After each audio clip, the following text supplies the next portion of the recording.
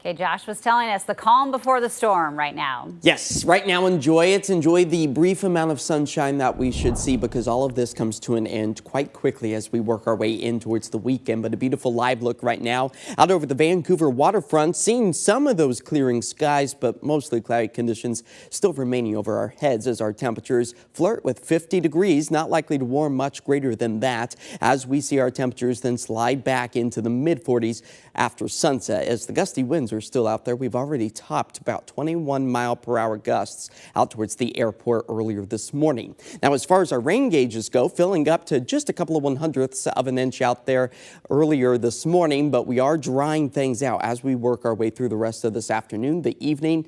But then by the time we get to the early morning hours tomorrow, our next storm system rolls its way back on shore, so the clouds will continue to increase here across our area as we've already got a visual with our future casts of the wet weather pushing its way back into our area. Just look at all of those yellows, oranges, and reds. That's a great indication of some heavy downpours that we expect to see move through the coast, move through the I-5 corridor by the time we get to about 2 a.m. tomorrow morning. And then, of course, the snow, the big talker for us as we work our way through the next several days over the high terrain, the Cascades, all above about 2,000 feet. Now, by Saturday morning, still seeing a hit and miss shower through much of the Willamette Valley, but then things start to get a little bit more interesting as we roll our way into Saturday night. You'll notice a little bit of that pink trying to stretch its way back into the Portland area. That's a good indication of the potential for a wintry mix as even snow starts to wrap its way just around the city as well. So we are keeping a very close eye on this as our temperatures are expected to cool as well just in time for the weekend. A better snapshot of our differing weather models. We really like to see them come in agreements.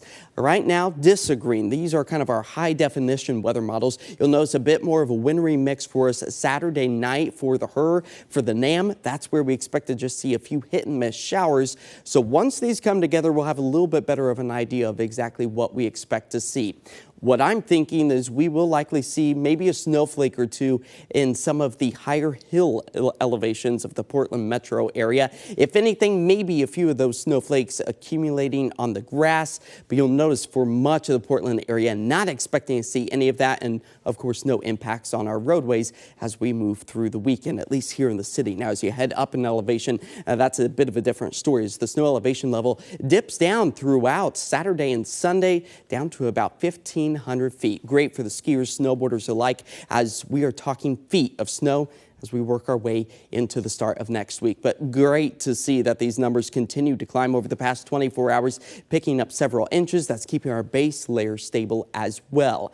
As the windy conditions are also found out towards Seaside, the dark clouds rolling their way on shores. Our temperatures currently sit at about 48 degrees, but we are expecting along the coastline tomorrow and even for parts of the I-5 corridor as that front moves its way through our area, maybe the chance for some lightning, heavy downpours and gusty winds, all a very real possibility during the overnight hours tonight into the start of the day tomorrow as our rain gauges fill up through the weekend to almost an inch and a half for the Willamette Valley. Out towards the coast, we're talking about inch and a half to almost 2, if not even closer to 3 inches of rain. So stormy start to the day on Saturday. For Sunday, still picking up on those hit and miss rain showers. Again, above about 2,000 feet. That's where you could pick up on a snow flurry or two.